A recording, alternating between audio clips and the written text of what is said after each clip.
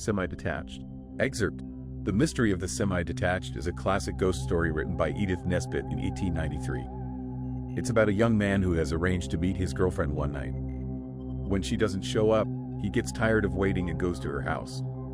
He finds the front door standing open, and when he goes inside, he discovers something horrible. This short story appeared in 100 Tiny Tales of Terror, the Young Oxford Book of Nasty Endings and Classic Scary Stories. He was waiting for her. He had been waiting an hour and a half in a dusty suburban lane, with a row of big elms on one side and some eligible building sites on the other, and far away to the southwest the twinkling yellow lights of the Crystal Palace. It was not quite like a country lane, for it had a pavement and lampposts, but it was not a bad place for a meeting all the same. And farther up, towards the cemetery, it was really quite rural, and almost pretty, especially in twilight, but twilight had long deepened into the night, and still he waited. He loved her, and he was engaged to be married to her, with the complete disapproval of every reasonable person who had been consulted. And this half-clandestine meeting was tonight to take the place of the grudgingly sanctioned weekly interview, because a certain rich uncle was visiting at her house, and her mother was not the woman to acknowledge to a moneyed uncle, who might go off any day, a match so deeply ineligible as hers with him. So he waited for her, and the chill of an unusually severe May evening entered into his bones. The policeman passed him with a surly response to his good night.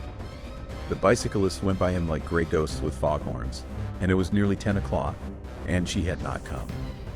He shrugged his shoulders and turned towards his lodgings. His road led him by her house, desirable, commodious, semi-detached. And he walked slowly as he neared it. She might, even now, be coming out, but she was not. There was no sign of movement about the house, no sign of life, no lights even in the windows. And her people were not early people. He paused by the gate, wondering. Then he noticed that the front door was wide open, and the street lamp shone a little way into the dark hail. There was something about all this that did not please him, that scared him a little, indeed. The house had a gloomy and deserted air. It was obviously impossible that it harbored a rich uncle. The old man must have left early, in which case he walked up the path of patent glazed eyes and listened. No sign of life. He passed into the hail. There was no light anywhere. Where was everybody? And why was the front door open? There was no one in the drawing room. The dining room and the study, 9 feet by 7, were equally blank.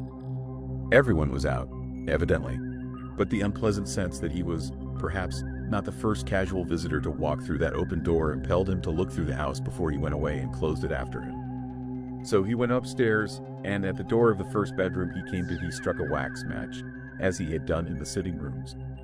Even as he did so, he felt that he was not alone. And he was prepared to see something, but for what he saw he was not prepared.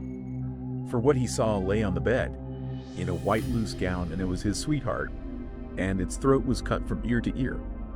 He doesn't know what happened then, nor how he got downstairs and into the street, but he got out somehow, and the policeman found him in a fit. Under the lamppost at the corner of the street, he couldn't speak when they picked him up, and he passed the night in the police cells, because the policeman had seen plenty of drunken men before, but never one in a fit. The next morning he was better, though still very white and shaky. But the tale he told the magistrate was convincing, and they sent a couple of constables with him to her house. There was no crowd about it as he had fancied there would be, and the blinds were not down. He held onto the doorpost for support. "She's all right, PC," said the constable, who had found him under the lamp. "I told you was drunk, but you would know best." When he was alone with her, he told her, not all, for that would not bear telling, but how he had come into the commodious Semi-Detached, and how he had found the door open and the lights out, and that he had been into that long back room facing the stairs, and had seen something, in even trying to hint at which he turned sick and broke down and had to have brandy given him. "But, my dearest," she said, "I dare say the house was dark, for we were all at the Crystal Palace with my uncle, and no doubt the door was open, for the maids will run out if they're left. But you could not have been in that room, because I locked it when I came away, and the key was in my pocket. I dressed in a hurry, and I left all my odds and ends lying about." "I know," he said. "I saw a green scarf on a chair, and some long brown gloves, and a lot of hairpins and ribbons, and a prayer book, and a lace handkerchief on the dressing table." Why? I even noticed the almanac on the mantelpiece, the 21st of October. At least it couldn't be that, because this is May. And yet it was. Your almanac is at the 21st of October, isn't it? No, of course it isn't, she said, smiling rather anxiously. But all the other things were just as you say.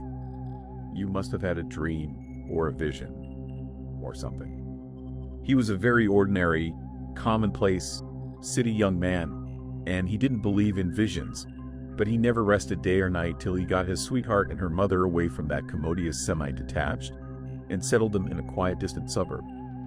In the course of the removal, he incidentally married her, and the mother went on living with him. His nerves must have been a good bit shaken, because he was very queer for a long time, and was always inquiring if anyone had taken the desirable semi-detached.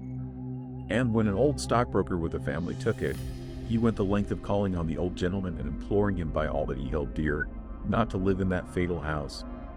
Why? Said the stockbroker, not unnaturally.